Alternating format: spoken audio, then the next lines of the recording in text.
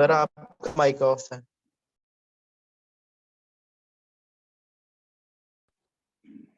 ठीक है, पहले हमने मैकेनिकल प्रॉपर्टीज ऑफ सॉलिड्स पढ़ा, जिसमें मेनली हमारा फोकस इलास्टिसिटी पे था। इलास्टिसिटी की इंपॉर्टेंस देखी हमने, सॉलिड्स के बारे में डिस्कस कर रहे थे। अभी हम फ्लूइड्स के बारे में डिस्कस करेंगे।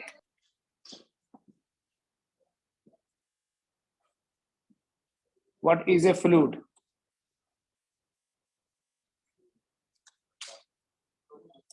Fluid is that matter which can flow. Matter which can flow comes under the category of fluids, and fluids may we have liquids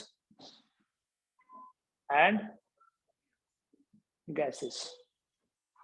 बेटा जो फ्लूइड्स का स्टडी है, दो हेडिंग्स में हम उसको डिवाइड करते हैं। एक होता है हाइड्रोस्टैटिक्स और एक है हाइड्रोडायनामिक्स।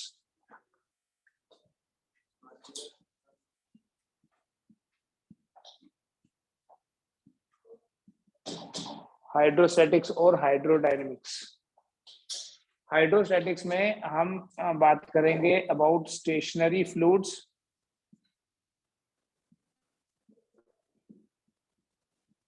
और हाइड्रोडायनामिक्स में हम बात करते हैं about fluids in motion.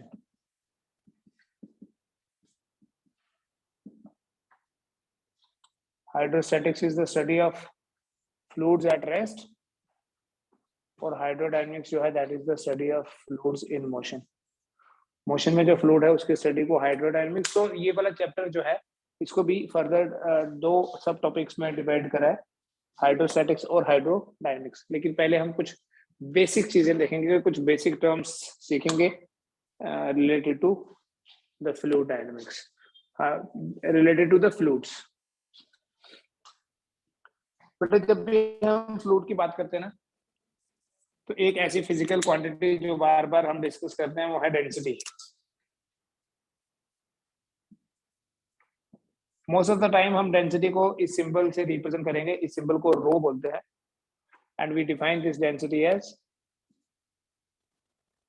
Mass per unit volume.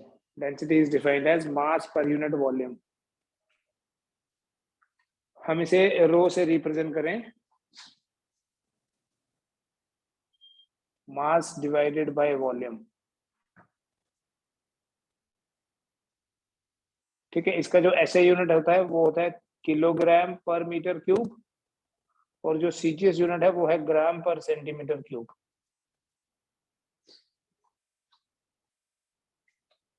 But अगर हम वाटर की बात करें, एक कॉमन लिक्विड है वाटर, इसकी जो डेंसिटी है एट 4 डिग्री सेल्सियस, वाटर की डेंसिटी होती है 10⁻³ kg पर मीटर क्यूब, या इसे हम 1 ग्राम पर सेंटीमीटर क्यूब भी बोल सकते हैं।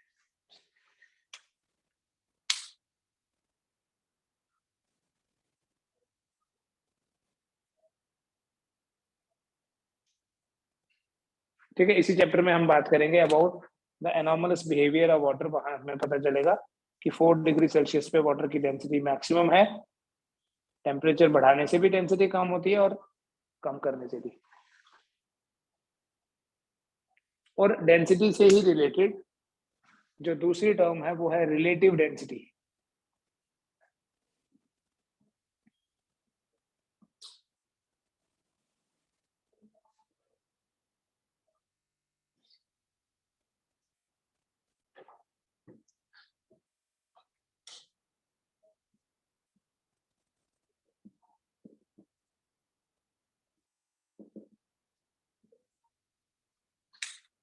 Relative density, it is the density of substance divided by density of water at 4 degree Celsius. और जब भी हम रिलेटिव डेंसिटी की बात करेंगे, देखो न्यूमरेटर और डिनोमिनेटर में डेंसिटी है, इसलिए ये जो रिलेटिव डेंसिटी है, this is always unitless and dimensionless.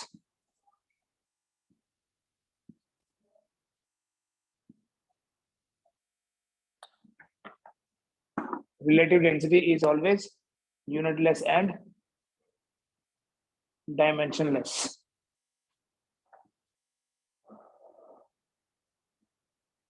बेटा जो रिलेटिव डेंसिटी है,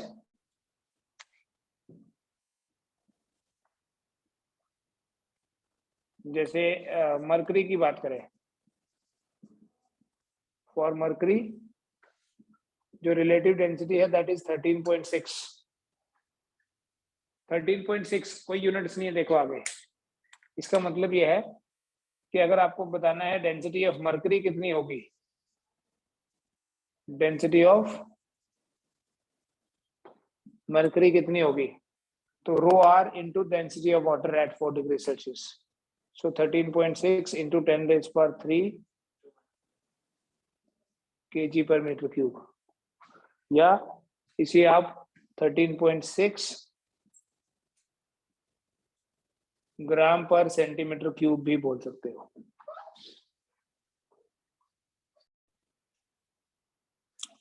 देखो इस स्टेटमेंट का क्या मतलब है कि density of water at 4 degree Celsius is 10⁻³ kg पर मीटर क्यूब। इसका क्या मतलब है? इसका मतलब है कि अगर हमारे पास 1 मीटर क्यूब है, कोई वॉल्यूम है 1 मीटर क्यूब, जैसे ऐसे मानो हमने एक कंटेनर बनाया जिसकी लेंथ रखी 1 मीटर, उसकी विड्थ रखी 1 मीटर और उसकी हाइट भी 1 मीटर रखी, तो ये एक कंटेनर बन गया जिसकी लेंथ कितनी है 1 मीटर, ब्रेड्थ भी 1 मीटर और हाइट भी 1 मीटर। तो अगर हमें इसकी लेंथ पता है, ब्रेड्थ पता है, हाइट पता है, तो हम क्या बोलेंगे, इसका वॉल्यूम कितना है 1 मीटर क्यूब। हमें वॉल्यूम पता करना है। अब इसमें अगर हम पानी भरना शुरू कर देंगे ना, तो इसमें हम कितना पानी भर पाएंगे पता है? इसमें हम 1000 kg वाटर ही डाल सकते हैं। If we put water in it, we'll be able to fill this with 1000 kg of water. So that is the meaning of कि अगर हमारे पास कोई यूनिट क्यूब है, उसमें 1000 kg पानी आता है उस टैंक में। जैसे वाटर टैंक है, इस वाटर टैंक का कैपेसिटी इतना है। कैपेसिटी क्या रिप्रेजेंट कर रहा है? वॉल्यूम। मान लो अगर उसका वॉल्यूम 1 मीटर क्यूब है तो उसमें 1000 kg वाटर रहेगा। अगर 2 मीटर क्यूब है तो उसमें उससे डबल। तो डेंसिटी कांस्टेंट है 4 डिग्री सेल्सियस पे, जैसे ये डेंसिटी है, तो अगर इसको डबल करोगे ये भी डबल हो जाएगा। या ऐसे समझो, इसी वैल्यू को लिखा ग्राम पर सेंटीमीटर क्यूब, ग्राम पर। तो अगर हमारे पास 1 सेंटीमीटर 1 सेंटीमीटर 1 सेंटीमीटर करके क्यूब, छोटा सा क्यूब बना दे, इसमें पानी डालेंगे ना 1 ग्राम पानी आएगा उसमें। ठीक है, तो हम बेसिकली मास की मेजरमेंट करते हैं ओवर यूनिट वॉल्यूम, कितना मास ऑक्युपाई किया, that is density. So mass occupied per unit volume is density. तो मास की मेजरमेंट तो कर सकते हैं, कितना मैटर है that is mass.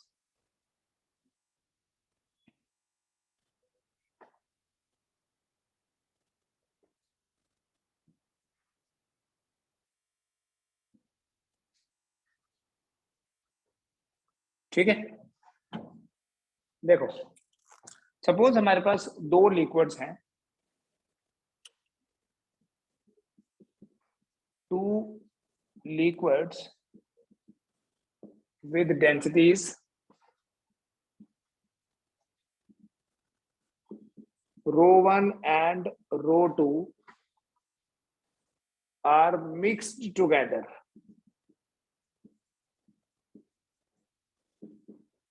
Calculate mixed together taking their equal masses. Calculate the density of mixture. करो, ट्राई करो।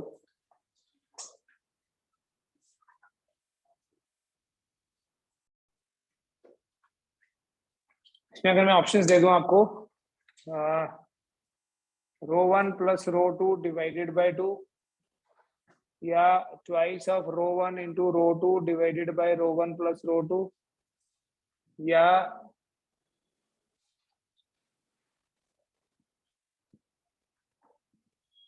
Sir done. इनमें से क्या है बताओ? Sir second. Sir B part sir, technically sir B part.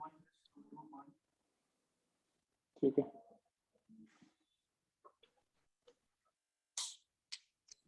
two liquids with densities ρ1 and ρ2 are mixed together taking their equal masses.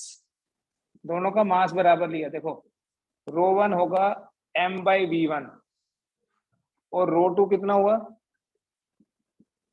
m/v2। Total mass तो हो गया 2m, but what is the total volume? यहां से देखो v1 is equal to m/ρ1 और यहां से देखिए v2 is equal to m/ρ2। ये आ गया v1 और v2। टोटल वॉल्यूम कितना है? v is equal to v1 plus v2. It means v is equal to m/ρ1 plus m/ρ2, that is total volume. Total mass कितना है? अगर एक का मास हमने m लिया, दूसरे का भी m है, इक्वल मास लिया, क्वेश्चन में दिया हुआ है, देयरफॉर डेंसिटी ऑफ मिक्सचर क्या होगी? Density of mixture rho is equal to total mass that is 2m divided by m common लेके 1/ρ1 प्लस 1/ρ2 सॉल्व करोगे, m कैंसिल हो जाएगा, ये आपका रिजल्ट है।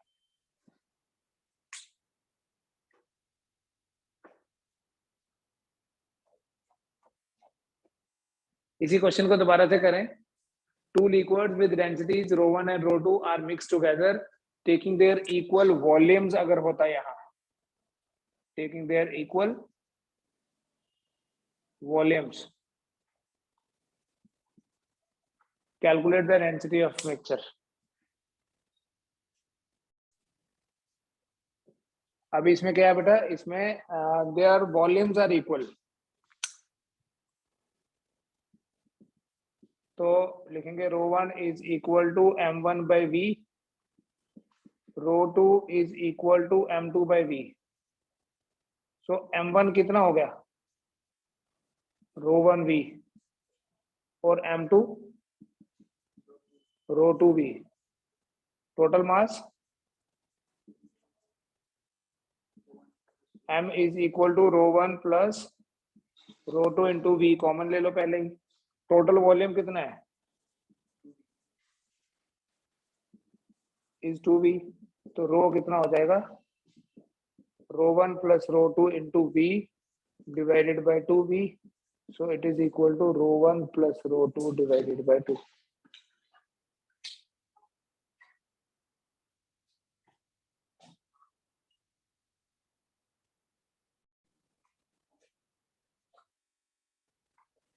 प्रेशर, इसी प्रेशर को हम सॉलिड में स्ट्रेस बोलते हैं।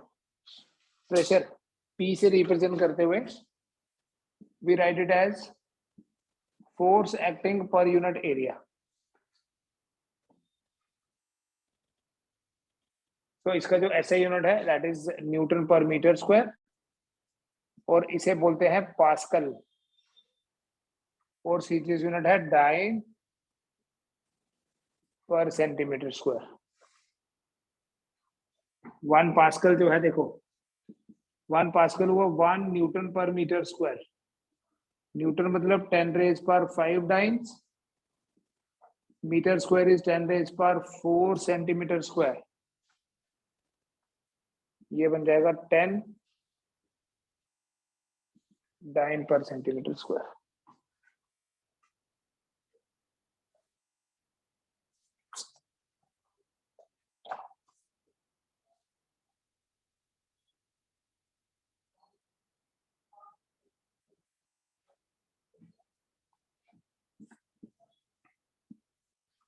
P equals to F by A।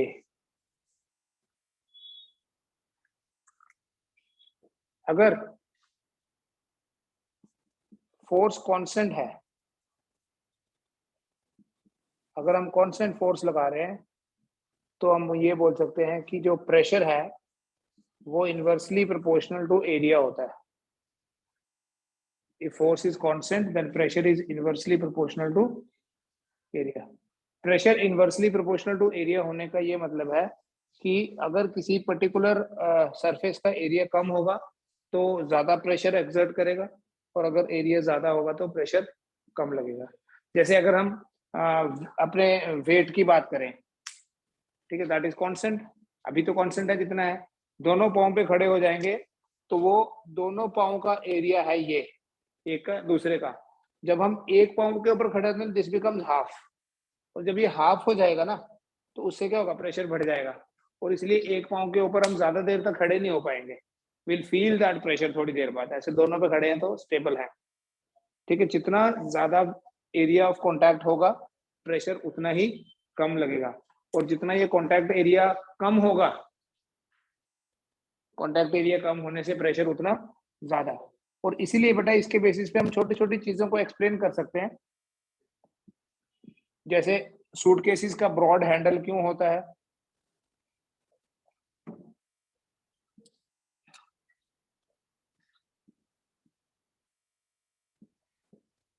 suitcases have broad handles, then a sharp knife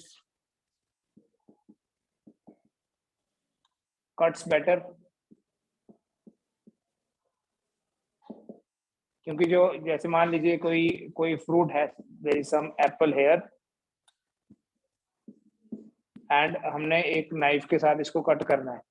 अगर ये ब्लंट नाइफ होगा तो कांटेक्ट एरिया बढ़ जाएगा, उससे क्या होगा, प्रेशर ज्यादा लगाना पड़ेगा. बट अगर हम शार्प मतलब एरिया ऑफ कांटेक्ट कम होगा तो it will exert more pressure, and वो कटिंग जो है वो उसकी प्रॉपर होती है. बेटा ये जो कॉन्सेप्ट है ना कि pressure inversely proportional to area है, इसी के बेसिस पे हम ये एक्सप्लेन कर सकते हैं कि जो नेल्स एंड पिन्स होते हैं, nails and pins have pointed ends. Pointed end होते हैं like this.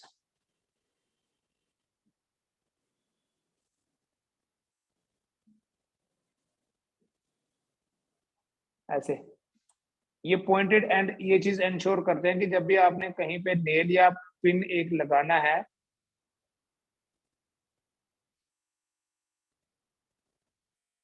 तो एरिया ऑफ कांटेक्ट कम होगा. एरिया ऑफ कांटेक्ट कम होने से प्रेशर जो है वो बढ़ जाएगा. Nails and pins have pointed ends.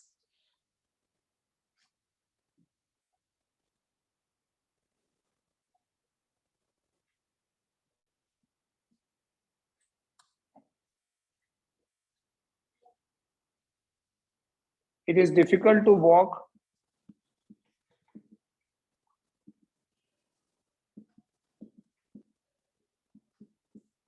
on. It is difficult to walk barefooted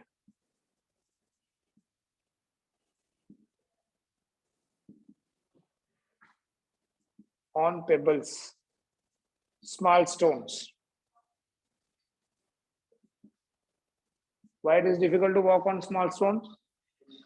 Because these small stones have pointed ends. तो ऐसे ऊपर पाँव रखेंगे तो कांटेक्ट एरिया कम होने से प्रेशर ज्यादा फील करेंगे, राइट. लेकिन अगर कोई ब्रॉडर स्टोन है उसके ऊपर हम अपना पाँव रखते हैं तो एरिया ऑफ कांटेक्ट ज्यादा तो प्रेशर जो है वो कम लगेगा. ठीक है, इस तरह की और चीजें आप खुद फाइंड कर सकते हैं. जहां पर प्रेशर ज्यादा चाहिए वहां एरिया ऑफ कांटेक्ट कम कर देते हैं, और जहां प्रेशर कम चाहिए सूटकेसेस में वी डोंट वांट कि हमारे हाथों में ज्यादा प्रेशर लगे, तो हम क्या करते हैं उसका हैंडल थोड़ा ब्रॉड कर देते हैं. और पिन्स और नेल्स में हमें चाहिए कि प्रेशर ज्यादा लगना चाहिए तो हम उसका एरिया ऑफ कांटेक्ट कम कर देते हैं.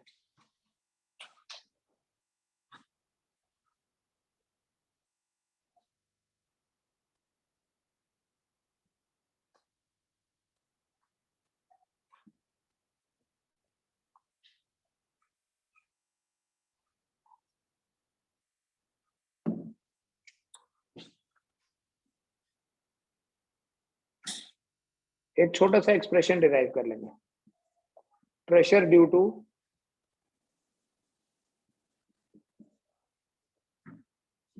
a liquid column.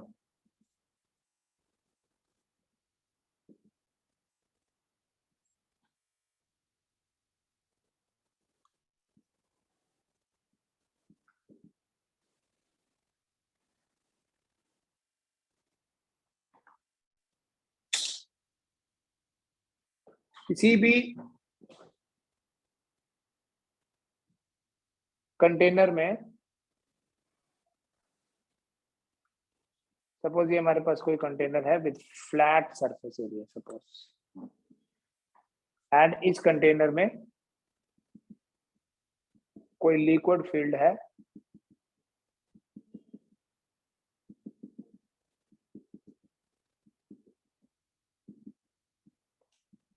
up to height h, a liquid of density rho is filled in a container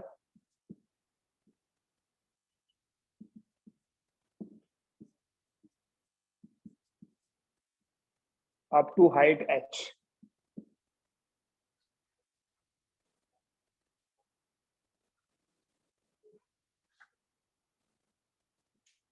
If A is the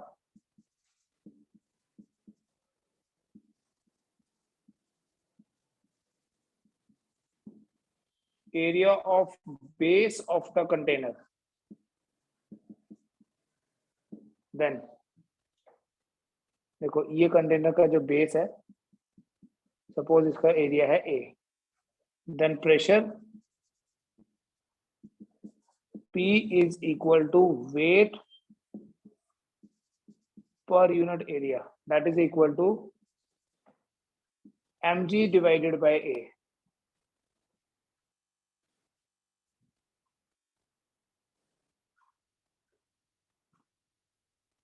Weight is equal to mg and area of cross section, जहां पर ये सारा wait concentrated है, जहां पर ये सारा wait पड़ रहा है, दैट इज A.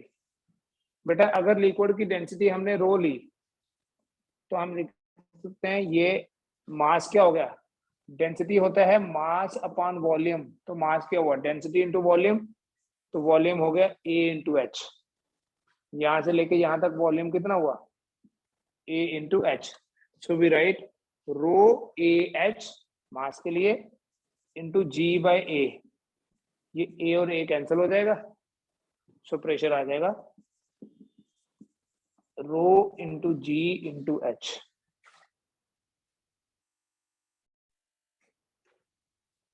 बेटा दूसरी फिजिकल क्वांटिटीज की तरह ना प्रेशर के भी different units, there are different units of pressure.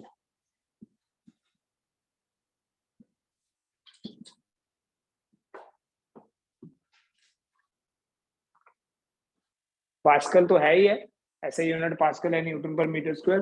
There is a unit of pressure called as atmospheric pressure, ATM लिखते हैं शॉर्ट में.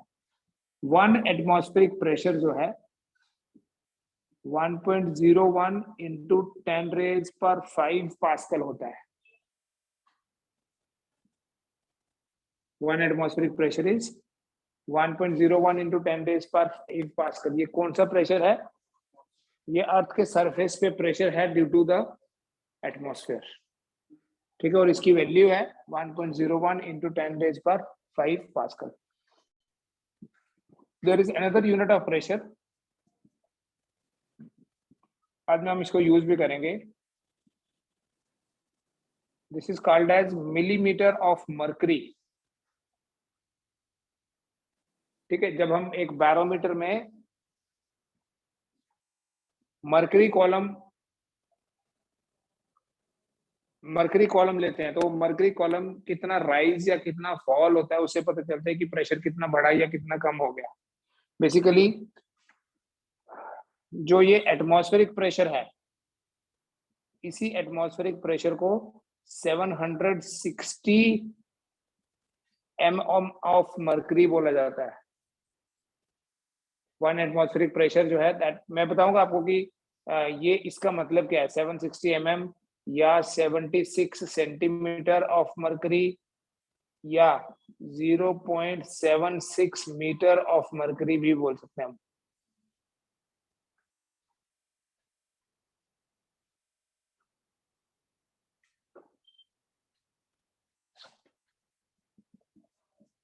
प्रेशर का एक यूनिट और है, टॉरिसली, एक साइंटिस्ट थे उनके नाम से इसको टॉर बोलते हैं। Torr is also unit of pressure. 1 torr is 1 mm of mercury.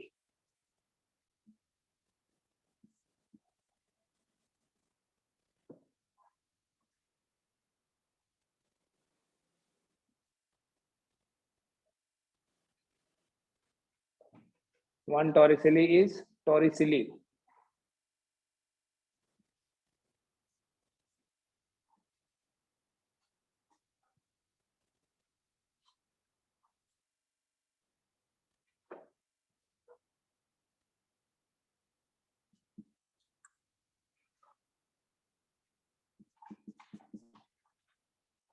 Metallurgy में प्रेशर का एक यूनिट यूज होते हैं, इसको बोलते हैं बार। एक्चुअली जो इंस्ट्रूमेंट है वो बैरोमीटर होता है, और 1 बार जो है दैट इज 10 raised पर 5 पास्कल। 1 बार इज 10 raised पर 5 पास्कल। ठीक है, तो यहां हम बोल सकते हैं इट इज इक्वल टू 1.01 बार।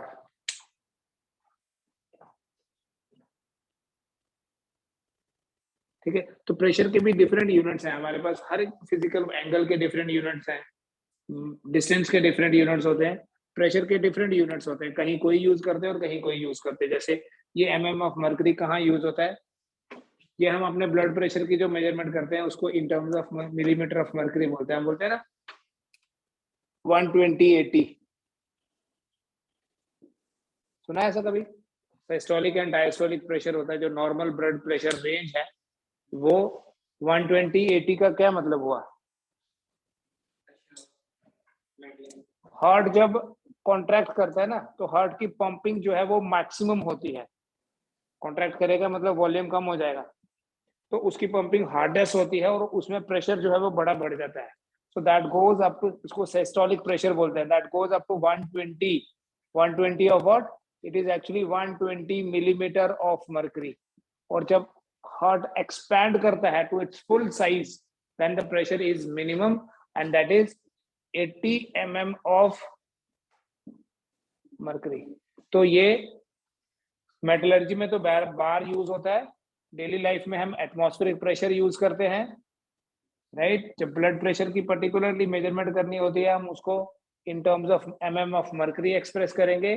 और ऐसे ही जो ऐसा यूनिट है वो लेकिन न्यूटन पर मीटर स्क्वायर ही है, ऐसे यूनिट तो पास्कल ही है। इसके अलावा एक और यूनिट बताता हूँ आपको, अब इसको भी बड़ा कॉमनली हम यूज करते हैं, it is called as PSI। आपने सुना होगा ये नाम, या गाड़ियों में जो टायर भरते हैं हम, हवा भरते हैं, जो इन्फ्लेट करते हैं किसी टायर को, तो बोलते हैं इसमें हमारी गाड़ी में नॉर्मली ऐसे बोलते हैं कि टायर में 35 PSI होना चाहिए प्रेशर। तो ये PSI क्या है? ये भी प्रेशर का ही यूनिट है। PSI की फुल फॉर्म बताया किसी को? PSI स्टैंड्स फॉर पाउंड्स पर स्क्वायर इंच। पर स्क्वायर इंच। ठीक है, पाउंड्स पर स्क्वायर इंच, पाउंड्स पर square inch. It is actually British engineering system.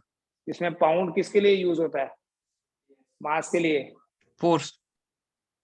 सब है, पाउंड तो फोर्स M पर into स्क्वायर इंच भी होता ना। पाउंड हो गया मास के लिए, मास इंटू G हो गया वेट, और स्क्वायर इंच, इंच मतलब डिस्टेंस का यूनिट है, स्क्वायर इंच क्या हुआ? एरिया का यूनिट। तो ये बेसिकली एरिया का यूनिट है। और पाउंड ऐसे तो हम केजी बोल रहे हैं, जैसे केजी तो मास का यूनिट है, but when we say KG weight, then it becomes force. So pound weight बोलेंगे तो इट बिकम्स फोर्स। तो पाउंड पर स्क्वायर इंच भी प्रेशर का यूनिट है, बड़ा ज्यादा यूज नहीं है।